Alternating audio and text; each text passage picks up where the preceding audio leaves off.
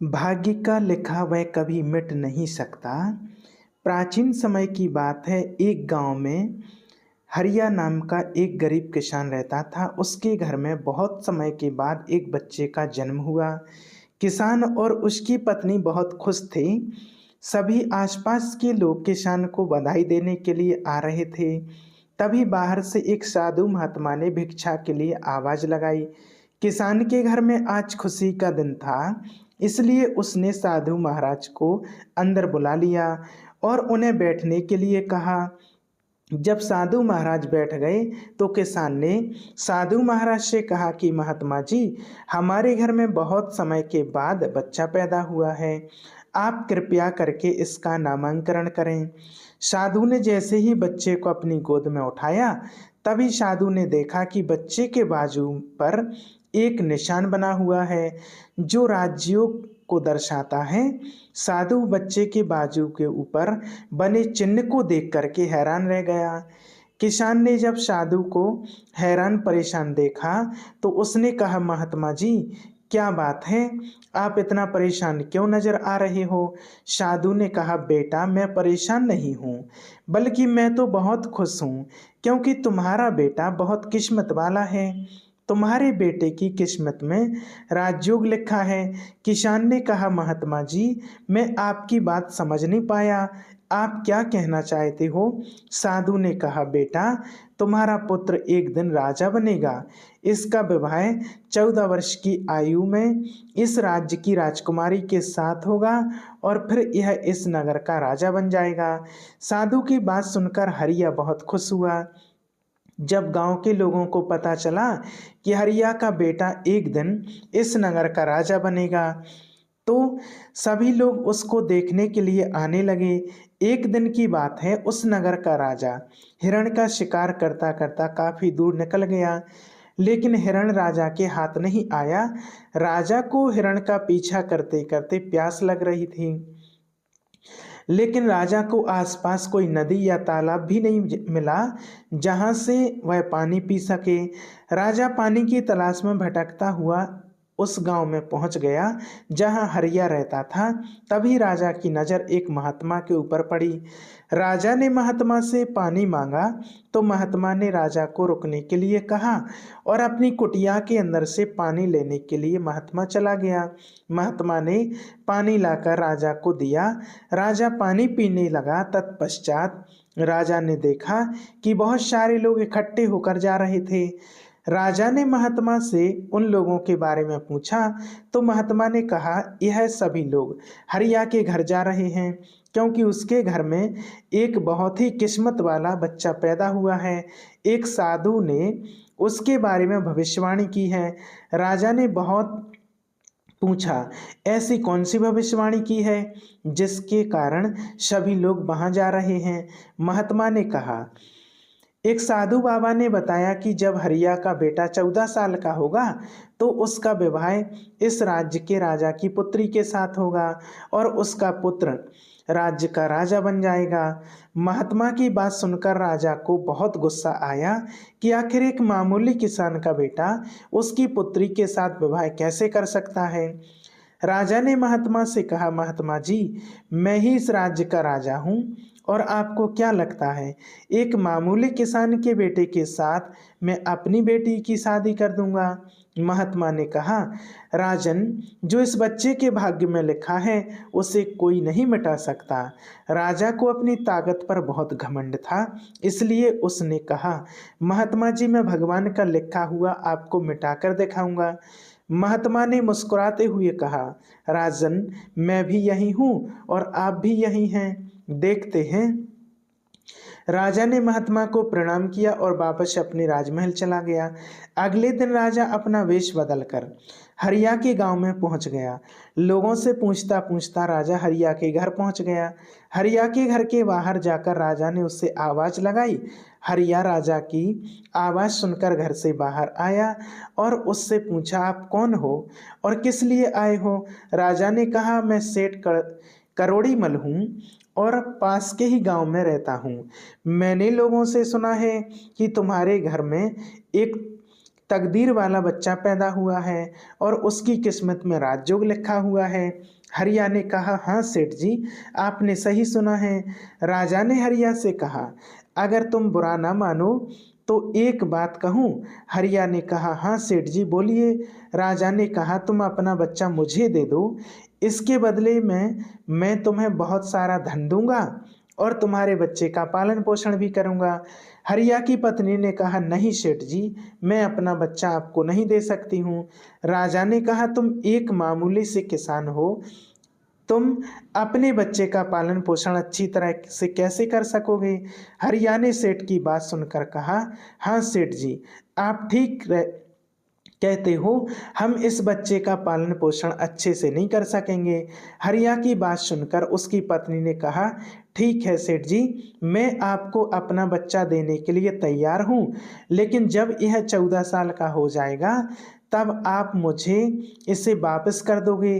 राजा ने कहा, हाँ ठीक है, जब तुम्हारा बच्चा 14 वर्ष का हो जाएगा तो मैं तुम्हें इसे वापस कर दूंगा।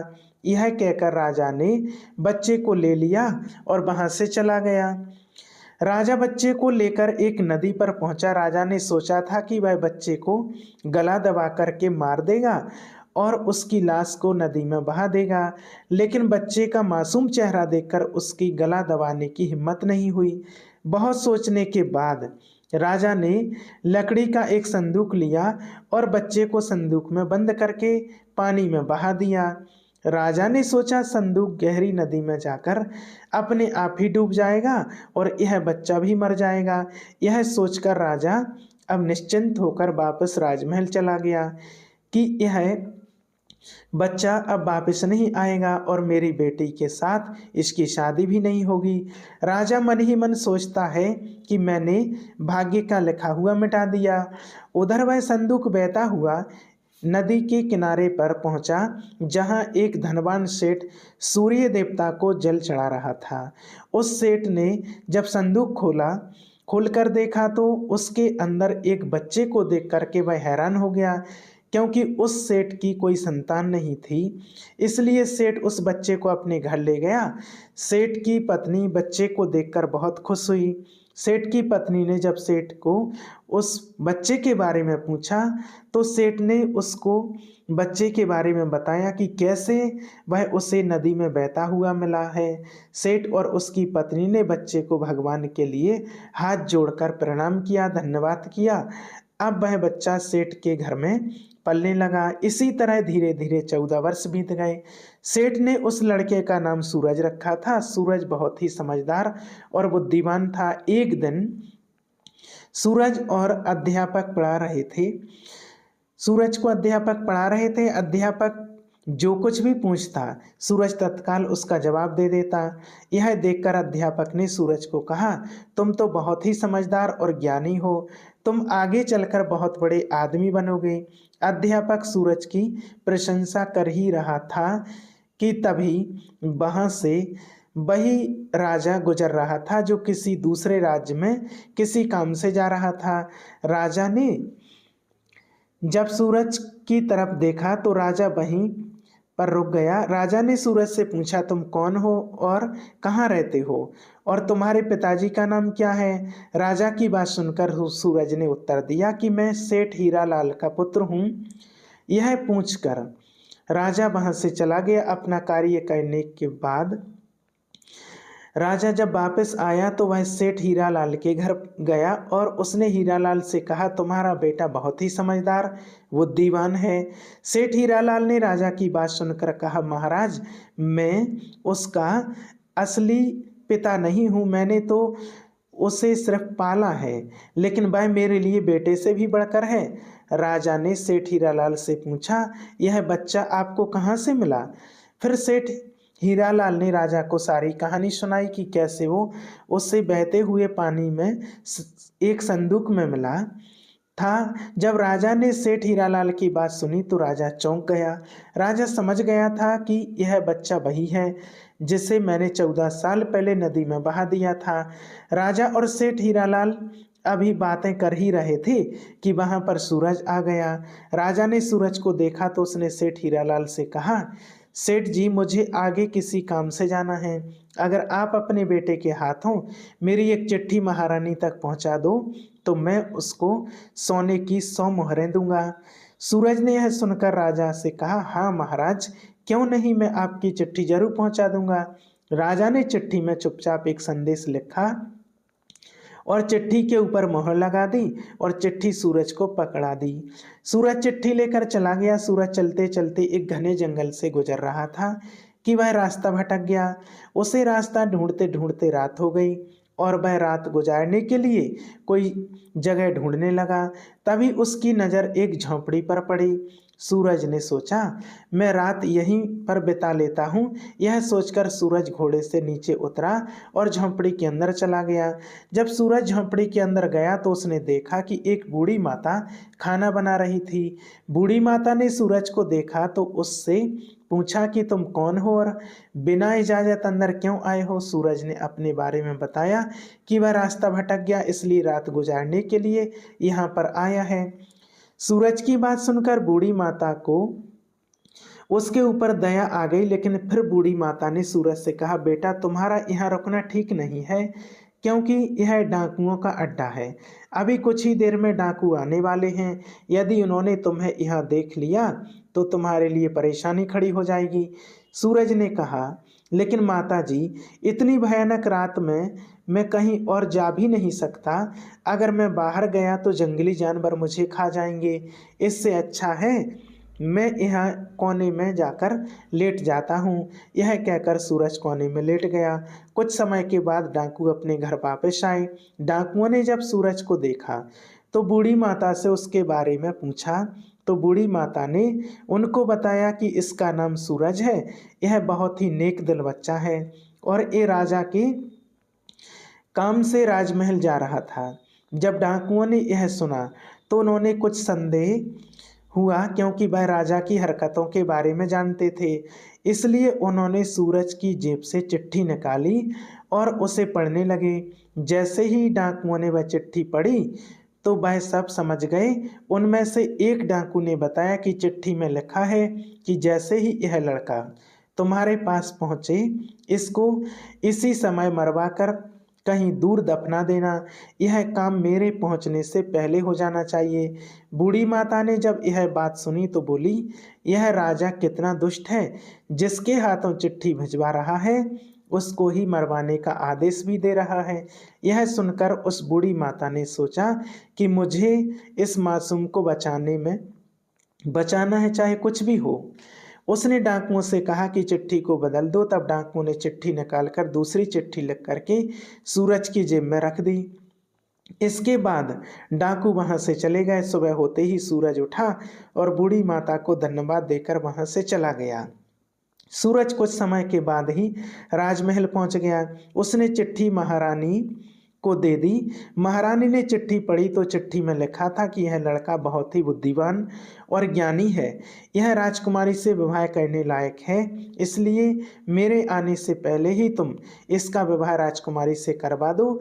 महारानी सोचने लगी कि आखिर कैसे महाराज किसी अनजान व्यक्ति से राजकुमारी का विवाह कर सकते हैं, लेकिन फिर उसने देखा कि चिट्ठी पर राजा की मोहर भी लगी थी, इसलिए यह लड़का झूठ नहीं बोल सकता। यह सोचकर महारानी ने राजकुमारी का विवाह उस युवक से कर दिया। कुछ दिनों के बाद जब राजा वापस आया तो उसे पता लगा कि उसकी पुत्री का विवाह इस युवक से हो गया है। यह सुनते ही राजा गुस्से में आग बबूला हो गया। उसने महारानी से पूछा, तुमने यह सब क्यों किया? तब महारानी ने बताया कि महाराज, जैसा आपने चिट्ठी में लिखा था मैंने वैसा ही किया। राजा ने महारानी को चिट्ठी दिखाने के लिए कहा। जब महारानी ने चिट्ठी दिखाई तो राजा ने चिट्ठी में कुछ और ही लिखा पाया। यह देखकर राजा ने गुस्से में सैनिकों से कहा, जाओ और जाकर सूरज को पकड़ कर के लाओ। सैनिक तुरंत गए और सूरज को पकड़ कर ले आए। राजा ने गुस्से में सूरज से कहा, तुमने धोखे से मेरी पुत्री से विवाह तो कर लिया, लेकिन मैं तुम्हें अपना दामाद स्वीकार नहीं करूंगा। सूरज ने राजा की बात सुनकर कहा, महाराज, मैंने तो आपके साथ कोई धोखा नहीं किया। राजा ने सूरज की बात सुनकर कहा, तुम मुझे बेवकूफ़ बनाना चाहते हो, लेकिन मैं तुम्हें अपना दामाद स्वीकार नहीं करूँगा। अभी दोनों की बात चल ही रही थी कि एक सैनिक ने आकर राजा से कहा, महाराज बाहर एक महात्मा आए हैं, वह आपसे इसी समय मिलना चाहते हैं। राजा ने महात्मा को अंदर लाने का आदेश दिया। महात्मा जी अंदर आए तो राजा ने उठकर उनको प्रणाम किया और उनके आने का कारण पूछा। महात्मा ने कहा, राजन लगता है आपने मुझे पहचाना नहीं। राजा ने कहा, नहीं महाराज, मैंने आपको नहीं पहचाना। महात्मा ने मुस्कुराते हुए कहा, राजन मैं वही हूँ जिसे तुम आज से 14 साल पहले भाग्य का लेखा मिटाने की बात बोलकर आए थे। जैसे ही महात्मा ने यह बात कही, राजा एकदम से चौंक गया। उसे सब कुछ याद आ गया। महात्मा ने मुस्कुराते हुए कहा, क्यों राजन, भाग्य का लेखा मिटा दिया? राजा ने आंखें नीची करके कहा, नहीं महात्मा जी, मैं भाग्य के हाथों हार गया। महात्मा ने कहा, राजन भाग्य के हाथों कोई नहीं जीत सकता, इसलिए अब सूरज को अपना दामन स्वीकार करो और अपना राजपाट उसको सौंप दो। राजा ने कहा, महात्मा जी जैसा आपने कहा है वैसा ही होगा। राजा को समझाकर महात्मा जी वहाँ से चले गए। राजा ने सूरज से माफ़ी मांगी और सारा राजपाट उसको सौंप दिया। आप सभी को कहानी अच्छी लगी हो तो वीडियो को लाइक और हमारे चैनल को सब्सक्राइब करें। धन्यवाद। हर हर महादेव।